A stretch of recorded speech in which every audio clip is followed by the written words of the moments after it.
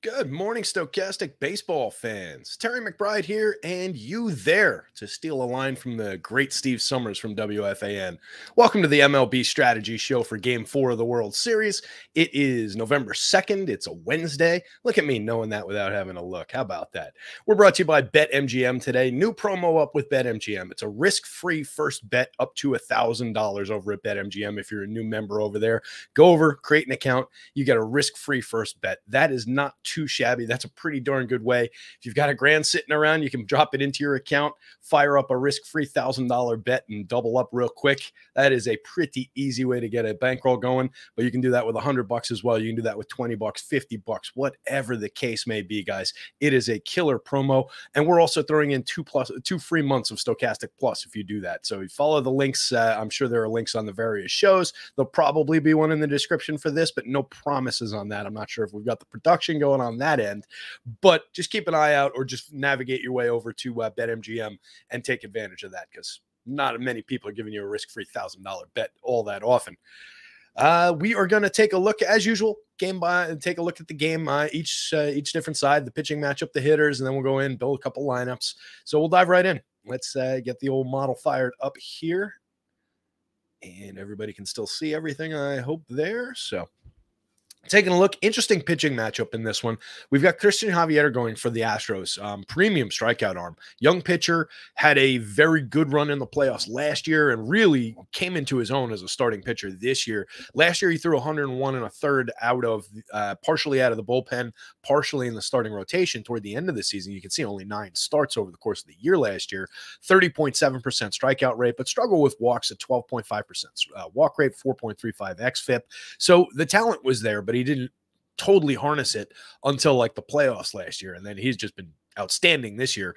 148 2/3, full starter, 25 starts, 33.2% strikeout rate. That is among the best numbers in baseball. That is a very, very strong strikeout rate. Cut the walks all the way down to 8.9%. It's still a little higher than you'd typically like to see, but it's not egregiously bad in any sense. And for a pitcher with that kind of a strikeout rate, that is fine. I mean, remember what we were looking at with Lance McCullers yesterday with only a 25 and change strikeout rate. He was walking more than 11%. So this is a definitely very high-end pitcher when he's on. A 3.53 xFIP this year, a 0.95 whip, 13.8% swinging strike rate. This is a kid who's going to be able to find some strikeouts against this Phillies team. It's just a matter of whether they can get to him, connect on a long ball or two. They've obviously had no problem doing that in this series. So it'll be a really interesting matchup, but I can see a lot of upside for this kid. He's 11-2 on the DK slate.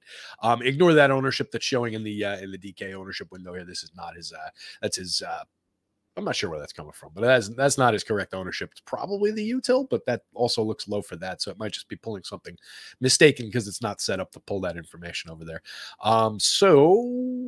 Yeah, that's basically the long and short of Javier. It's the usual story, right? We're going to get a good projection on a starting pitcher. We've got a big price. We can put him in the captain spot. We can put him in a util spot, and we know the penalties and the tax that we're paying for having the luxury to do so via the salary, via the popularity of those players. So that's always going to be the issue with these with the pitchers. We do have him projected for a shorter run, I think, than Aaron Nola on the other side for the Phillies. I expect Nola to put up a long start today, assuming all goes well, obviously, but I expect a longer and probably a little bit more productive start out of Aaron Nola on the other side. Javier not necessarily scheduled for a short start, but you just think, you know, in the way that these things typically work, the younger arm, the better bullpen, they're going to go to the bullpen quicker than the Phillies are. If the Phillies could get a complete game out of Aaron Nola, I think they would probably take it, but they might want to have him ready to come back around if they need him, you know, at tail end of the series, out of the pen even for an inning in Game 7, who knows. Quick sip of coffee. So Nola, for his part this season, 205 innings of excellence, 29.1% strikeout rate, a microscopic 3.6% walk rate. His walk rate was less than the difference that Christian Javier, or close enough to the difference there that Christian Javier shaved from his last year. That's pretty outstanding. 2.77 xFIP, a 0.96 whip. Everybody knows this. Aaron Nola is one of the best pitchers in baseball. A 31.6% hard hit with only a 2.35% home run rate, 7.1% barrels. outstanding track record over the course of time. I could have the last 3 other seasons over here, and they'd all look very, very similar to these numbers. So just an outstanding option on any slate. At 11-4, yeah, you're paying up for it. It's an extreme price. He's going up against the elite Astros lineup. It's a World Series game. A lot of variables there, but he is a relative safety net at that price. You've got to expect a decent game from Aaron Nola here. So I would be inclined to go to him. It's only a $200 price difference between him and Javier. I have much more faith in the Nola side. Not that I think that Javier is fully capable of going out and putting up a dominant score here. He is. If I'm gun to my head, putting all my chips down, betting the house, et cetera, I'm coming down on the Nola side of that equation. But as we've seen, when I build these lineups, I also tend to favor the hitters and get away from some of those popular pitcher captains. So we'll see how that all rolls. Taking a look at the lineups, a couple things on the Astros side of things. Phillies probably going to be the same standard version that we've seen against righties with Bryson Stott, Brandon Marsh down the bottom. We'll go through them, but we do have a couple wrinkles on the Astros side of things. We've got Aledmys Diaz in the lineup here. We actually saw David Hensley take that spot yesterday. The one that was it was Trey Mancini. It was maybe going to be Diaz. Slid in David Hensley. I had missed that. They had actually had him in the lineup confirmed for the game that got rained out. If I had caught that, I would have put him in yesterday. I didn't catch that. So he played yesterday. We've got Diaz in the projected lineup. I still feel like it's probably going to be Mancini if they're going back to the veteran and they go away from Hensley, but I put Diaz there just because that's how it's projected out in this part. We've got an ownership number on him. I think in the other one, we've got some stuff on Mancini when we go to the lineup build. So we'll take a look at all of it. But I do have a Diaz in there. He is more interesting for the regular format where he's got the multi-position. He's 3 positions on FanDuel. You can move him around to a lot of spots, but he's a relatively productive hitter. We've all had those games where Aledmys Diaz went off and he was either in our lineups or not, and either made us really happy or sad.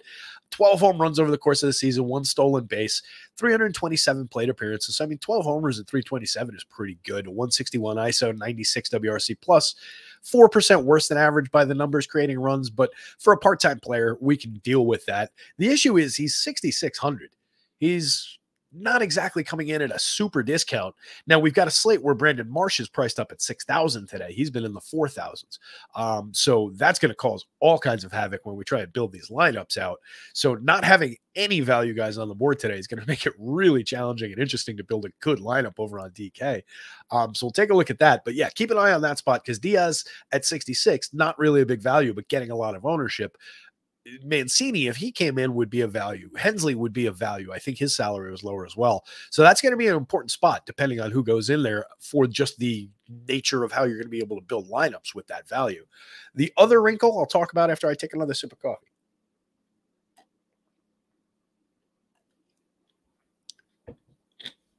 The other wrinkle for the Astros is that we might see Christian Vasquez in the catcher spot. Martin Maldonado is the starting catcher. They have said, Vasquez is here. He's our backup. He's a very good catcher, but he's not going to take the bat out of, or he's not going to take the glove probably out of Maldonado's hands. He's just too good at that. But they do want to work Vasquez's bat into a game probably during the World Series. They did go get him for a reason. He does have a reasonably good bat, probably a little better than Maldonado. And he did catch Javier's last game. It's not a situation where he's Javier's caddy, but it does make some sense that, all right, he caught the last time this kid pitched in the playoffs. That was his one start in all the playoffs. If they're going to give him a look, maybe it's today. Down a game, maybe they're looking for the offensive spark. He knows that they know that he can catch this kid. He can catch anybody, but they know that he's got something going with this kid. So I think maybe we see some Vasquez in here. Not that he's creating value. He's only 6,200 on. He's 6,200 on the board. No ownership projection on him right now. We would see him come in probably around the same ownership as the other catcher. Outside of that, same lineup, top to bottom. Altuve, Pena, 2 big lefties, and Alvarez and Kyle Tucker. Bregman. Alvarez and Bregman, again, not all that highly owned on DK. They're expensive. It's going to be really difficult to work 2 of them in. 2 expensive bats and a pitcher is going to be downright impossible. But we'll see how that all comes together. But just these overall ownership numbers on those 2 hitters in the middle of that lineup are low, and that's a spot to take advantage of if you can figure out how to afford it. Looking down the rest of the lineup, Julie Gurriel, everybody knows I like him. Chas McCormick down here, hiding probably in the 9 hole. I actually like that. I think it makes him a little bit even more effective if he can wrap around to some of the premium bats for us. So that makes McCormick even a little bit more intriguing. Everybody knows that I like his barrel rate. I like his contact numbers, especially from last year. This year, the barrel rate was still good. The hard hit numbers dropped a little bit. Still 14 home runs and 407 plate appearances, though. So very nice little bat, 14% better than average, creating runs in his 407 plate appearances. On the other side, like I said, we're top to bottom the same lineup. The only things that have changed are the pricing. Brandon Marsh at 6,000 now, still pulling that 50% ownership projection. Did I change the ownership? I did update the ownership, I think. You know what? I might not have updated the ownership that it's pulling over here. That's probably what it is. I always forget that this pulls from 2 different spots because I built that showdown tool. So now I have to remember to paste it into an extra spot that I never had before. Let's just double check that. Grab it from over here. Because I can't imagine he's going to be that popular at that price. So I probably didn't update that. So I'll unwind anything I might have said about people's ownership. We'll double check those ownership numbers on like Alvarez and Bregman. Let's rewind just a second here. Yeah. All right. I had the old yesterday's in there still for this page. So, all right. 33.5% on Brandon Marsh. Wow. All right. We are dealing with a low amount of ownership on the Astros. All right, we got to rewind some of this, kids. Astros ownership is down. They're expensive. Like I said, there's no value bats. It's difficult to get some of these guys, but look how low these are. That's surprising. Let me make sure we're pulling the right numbers. Yeah, that's their overall ownership. Huh. That's the one we want. That's their combined captain and util ownership. That is low for those hitters. And you see the Javier and Nola. That's why they were populating at 1 because they were 1% on yesterday's ownership projections. So you can see they're drawing a ton of ownership, 58, 51. But this is interesting to me. The fact that, it's against Aaron Nola, sure, but there's only one game to go to. There's only one pitcher that you're going to face, and the Phillies have a terrible bullpen. Not terrible. Phillies have a weak bullpen. And no Ranger Suarez to come out of it tonight. So that's kind of compelling. I'm not saying the Phils are going to lose or get lit up. Nola could go out and pitch 7 great innings, and then the bullpen could cough up a couple runs. So just getting the Astros bats at if you can figure out how to get there at that low ownership, that's interesting. It does look like Alvarez is actually now the highest owned Astros bat, though. So just keep that in mind as you're putting this together. Maybe you're looking Bregman, maybe you're looking Tucker, some of these other guys. But very interesting on the Astros ownership. Back to the Phils side, Brandon Marsh at the bottom will still be the highest owned Phillies bat, but it's clearly come down by 17% there because his price has gone up to 6,000. He's nowhere near as valuable in terms of making everything else in your lineup fit. Gene Segura, Bryson Stott, Alec Boehm, all these guys in the 7,000, 6,800 range. So they're making things really, really tight over on DK today with some of this pricing. Great little ownership number there on Bryce Harper. Dude's been smashing the ball. He's he's a superstar caliber player. 18 home runs, 11 stolen bases, and only 426 plate appearances. Dealt with the injury this season. 12.8% barrel rate, 47.9% hard hit. There's nothing not to like about Bryce Harper except the $10,000 price tag. He's priced almost like a pitcher on this slate. I do think he's worth getting to with his upside, though. If somebody's going deep on Javier today, it could well be that guy. It could also well be the next low-owned guy, 17.1% on the also expensive Kyle Schwarber and all his ridiculous power, 46 homers, 10 stolen bases for Schwarber this year. A little oddball. 10 stolen bases for a dude like him. You see him, you don't exactly think, fleet of foot, stolen base kind of a guy. Stole a base for won All of America free taco the other day, though. And he came out and was very proud of himself for having done that. I love that about Schwarber. But yeah, Phil's standard format. We'll see how they come together with this wacky, crazy pricing that DK is offering us today, but nothing overly crazy on the Philly side of things. 8,000 for Real Muto is kind of cheap. 8,200 for Hoskins, kind of cheap. 78 for Castellanos. Not value level cheap, but a little probably less expensive than they ought to be. We'll take a look at the old showdown tool here that I built. Before we do that, I'll remind everybody that we have a promo going with our pals at BetMGM. Not the same promo, not telling you to have to bet on the NBA tonight. It's just a deposit. Go over there, deposit, create an account, deposit. You get, first off the top, you get 2 free months of Stokastic Plus, which is a pretty damn good value in my opinion. And from BetMGM's side of things, you get a risk-free bet up to $1,000. So if you got $1,000 burning a hole in your pocket, drop it in there, make a good bet, get yourself doubled up, take your 1,000 out. Now you got $1,000 of house money to play with. If you've got $20 in your pocket, do the same thing. House money, guys. It's the easiest way to roll up a bankroll. Take advantage over at BetMGM, up to risk-free bet up to $1,000 for your first bet. Looking at the board here, I put Mancini and Hensley here just so we would have them as tools. You can see Mancini's up to 52, Hensley's 5,000. So either one of those guys, not the same value like we've been getting in the fours the last couple of days, but certainly would be a little bit more valuable to have in the lineup than Aledmys Diaz. So this is going to be a tricky one. We will, I don't want to say forego FanDuel. We'll do a quick FanDuel first. The DK one's just so much more interesting, guys. And I say that as probably the biggest FanDuel fan on these channels. So let's take a look for our low-owned captain or low-owned MVP as tradition. I think I spotted him already. I think it's going to be Alex Bregman for me. 2.6% owned in the MVP spot, only 7,000. I can do that.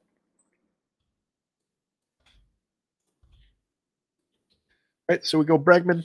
I think we did that yesterday, and then we went like Alvarez as the correlation piece. And I talked about that, and I'll mention it again. I do like to correlate the MVP with a star who's hitting ahead of him, so that if you get the home run out of the MVP, he's driving in the star and you double multiply. One of the few available wrinkles on FanDuel slates. But we won't go to Alvarez here just because it's a little less interesting too. Let's go to Jose Altuve. Save a couple of bucks. Still sort of correlates in there. It's the leadoff man. It's going to be involved. 8,500 is 8.2% owned in the star. I don't actually love that. Maybe, you know what? Let's go Pena. So many fewer people will probably make that Pena decision here when you've got Altuve and Alvarez there. So let's go with the Pena side of things. Kind of like that. Leaves us over $7,000 to spend across positions. We can go to like Rhys Hoskins there. We can go to Schwarbs at 8. We could go to Romuto at 75. Let's grab Schwarbs at 8. That's a pretty low price. 67 left. Lot of value available on FanDuel. Look at all these guys. I've got 67 per position to spend. I've got all these hitters at 55 or below. I've got all these hitters at 6,000 or below. Throw Castellanos into that bag at 65. I mean, if I wanted to, I could do that. Grab Harper. And then I thought I saw a $4,000 guy. I guess 45 was the min. So I can't do that. I can't grab Harper. So, all right, good job, FanDuel, on blocking that one possible move. But you could easily do Rhys Hoskins. You could easily do Altuve if you wanted. Like, yeah. All right, so let's go back to that. We'll put Altuve in it, correlating him back to our Bregman Pena piece there. Now we've got $5,000 to spend on this last bet. We can grab Brandon Marsh off the bottom, and we got a little wraparound correlation with our Kyle Schwarber play. There you go. That's a playable lineup, gang. Nice little home run upside in it. 56 projection. Spends all our salary. Unique one in 197,000 times. I kind of like that lineup. I would play that lineup. I think I might play that lineup. I'm going to keep it here. If you see me in the FanDuel contest tonight, it's probably going to be with one entry, and it's probably going to be that. Take a look at the DK board. Oops, I forgot to replace the pitchers here.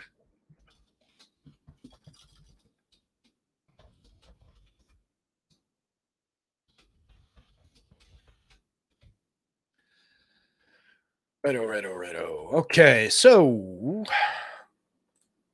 looking at the DK board, I've been building lineups with the pitchers in the captain spot as the first step, so we'll try and do that. It's going to be tight.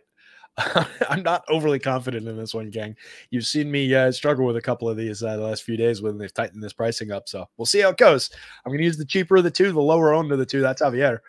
Like I said, I have a little bit more confidence in the Nola side, but I do think this kid's a very good pitcher. And for the $200 discount, and more importantly, for the savings in the ownership there, I think I can go that route. But we can see it's immediately cutting us to 66 per, and that's getting tight. Let's go Pena. 5 is slightly below our average. We can grab. Oh, nope. It wasn't. I was looking at the FanDuel column. He's 86. All right, 66. So we are immediately, on deciding to put the cheaper of the two pitchers into the captain role, we're immediately relegated to this part of the lineups.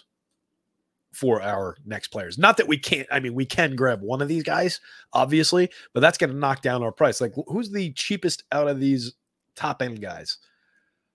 Let's call it Nick Castellanos. No, let's call it JT Realmuto. We'll knock Castellanos down to that next tier. Let's say from the star-ish kind of players, it's JT Realmuto at 8,000. You use him, that knocks you to 63. So from that 63, I can afford Brandon Marsh. I can afford Christian Vasquez. I can maybe get Aledmys Diaz in there with that savings. But I mean, look how tight this is. So let's grab the next 3 cheapest players on the board. Putting those guys in leaves us at 64, which we don't have. So you cannot build even this lineup. So going to the cheapest of the star caliber guys, and then the next 3 cheapest bats available in the projected lineups, I don't have enough money to buy anybody else in one of the projected starting lineups. That's wild. That is some tight pricing. Let's see what we can do if we go this route, right? So if we take Realmuto out of that and we're just going pitcher up top and then some value pieces or some mid-range pieces, let's see if we can get there. We've got 72. So that could give me Bohm. And then another 72. So that could give me any one of these guys. That could give me Bohm plus Diaz plus Vasquez. If I wanted to go McCormick, that leaves me 7. So I could go McCormick and Stott. I mean, look, we've got Javier up in the captain, and then we're talking about a lineup with all the players available in this game. We've got Bryson Stott, Aledmys Diaz, Christian Vasquez, Brandon Marsh, and Chas McCormick in our lineup. That's interesting. Why don't we take it from a different angle? We haven't done a ton of these because I always forget about the pitchers in this sense, but why don't we go a different angle? We'll put Aaron Nola into a util spot. We'll see how we can do with a pitcher in a util spot. It'd save us a little bit of money. Should be a little bit easier to put together. Let's grab a bat from the Phillies side of things to back up our pal Nola here. We'll grab a couple of them. I'm not even going to start us in these spots. Well, maybe. All right, let's start with Realmuto because we'll try and do like a comparison piece. We'll see what this does. I'm just trying to decide who I'm going to use in the captain if I do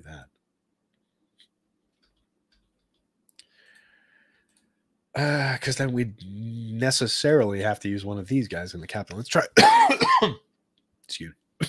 Snuck up on me. I would have hit the mute button. Excuse me. The torture of doing a show solo. All right. Let's go Realmuto in the captain spot because I do want to use a good player in the captain spot, but he's going to be expensive again. We're immediately already back down to 66. So we're talking about these same guys, right? It's going to be like let's see if we try and jam those 2 guys in there, a little Phillies onslaught, and we can go like Vasquez, and we're stuck 62. We can go back to Marsh. So the way to play that would be a super Phillies onslaught and the catcher from the other side. That leaves us 200 on the table, but we can't get to anybody else, I don't think. Right? Vasquez can't get up to anybody else there. So it would be really helpful if either Trey Mancini or David Hensley is in the lineup today, even at the increased price for Mancini. That would just be very, very helpful in putting some of this stuff together. We don't have an ownership product because I don't have the ownership on these guys because it's not projected at the site.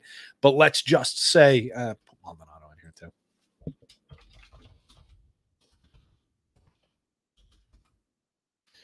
Maldonado 64, by the way. But the reason I dropped him in was to grab his ownership. So we've got Maldonado projected at 9%. We'll use that same number here for Vasquez. Projecting column.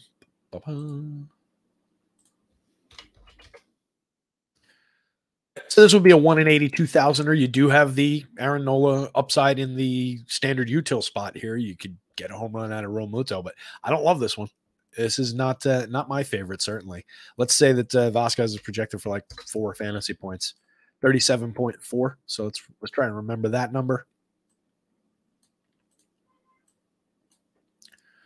And we will build a hitter base lineup, and we'll see where we go. Oh, what did I just screw up? Yeah, can't do that. Forgot there's multipliers in here. Cannot just. Let's just keep on doing. There we go. What I just did, there's multipliers in this for the captain. and I multiplied it down. I copied it down, and the multiplier copied down, which we don't want because then it would be multiplying all the projections. So let's take a look at a hitter-based one with no pitcher in it. And we will go, let's do an Astros one, make it a little interesting.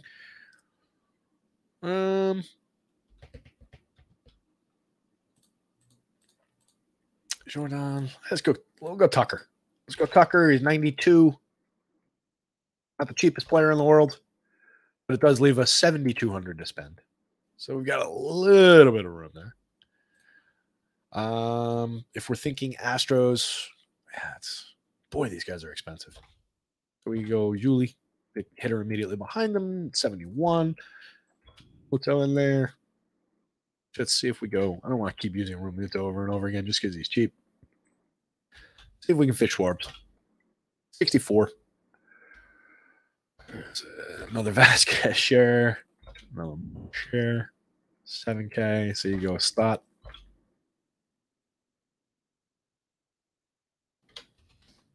This one gets out to 1 in a million.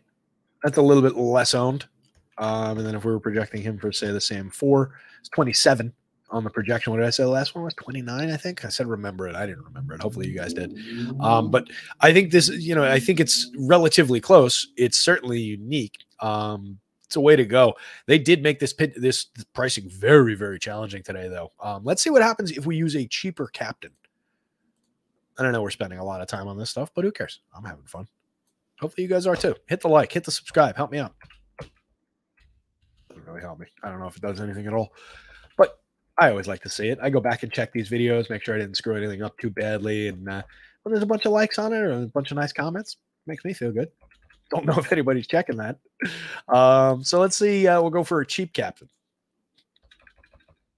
Let's go for the cheapest available captain. We'll put Brandon Marsh in the captain role. I am not necessarily condoning this. I'm not saying it couldn't work, but it's not my favorite play to go to the 9-hitter from the home team in the captain spot, especially when that player is Brandon Marsh. But I just want to see what happens when we are only spending 9 in our captain spot. Gives us 82 to spend. We can move some pieces around now. How about that? Naturally, my inclination is go right to the star caliber guys and spend all that money. Let's see if we can do Schwarbs and Hoskins. We'll grab our correlated pieces there.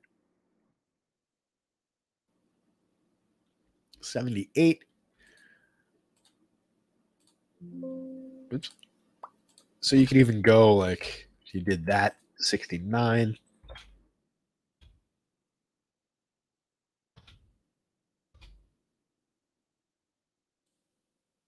Our pal Gundacker says that dog might hunt. I don't love the Brandon Marsh captain aspect of it, but getting Schwarber, Hoskins, Jordan Alvarez, Alec Bowman, and Aledmys Diaz into that lineup isn't bad.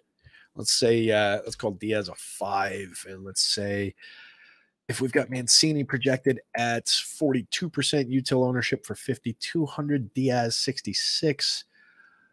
Let's call that like 31. 135,000. Let's say he's 21%. 199. If he's 50% owned, 83,000. So I mean, regardless of where Diaz comes down on the ownership board, because of some of these lower owned numbers, we're fine on that ownership and that uniqueness with this lineup. So we don't really worry about that. 33.55 on this projection. It's actually projecting higher than those other ones just because we're able to get some better bats in here. So, I mean, you do need them to get there at the end of the day, but I do think that this is a viable and considerable approach to doing this. Maybe you don't use Marsh in the captain spot. Maybe you use like a Bohm or a Stott or somebody who's, a little bit more productive or a little bit more reliable to be productive. Maybe use a Yuli Gurriel, somebody like that. But I think cheap captain is the way to go on this one, gang. I really do. So I think that'll take us to the end of the show here. I appreciate. Let me make sure we reset this correctly for mañana. These are there's no multipliers in those, so I can do that on from here. I can't do it. You can't do it from the captain on the salary. You can do it from here. Not that anybody cares about the inside baseball of the Excel spreadsheet here. So yeah, that's it, gang. Really appreciate it. Make sure you're going over to BetMGM. Check out the $1,000 risk-free first bet over there. Gets you 2 free months over at Stokastic Plus. We got all kinds of shows later in the day, basketball, so on and so forth. We've got football single game tomorrow. All kinds of football going on every day during the week. Make sure you're tuning into these channels. I'll be back for tomorrow's game for the World Series, and then I am actually on vacation. So if we've got a game 6 and 7, somebody else will be covering it for you. So I'll say goodbye tomorrow, but really appreciate everybody who has been watching these and giving the thumbs up and everything. Hit that like, hit the old subscribe. I'm out of here. Good luck tonight, gang.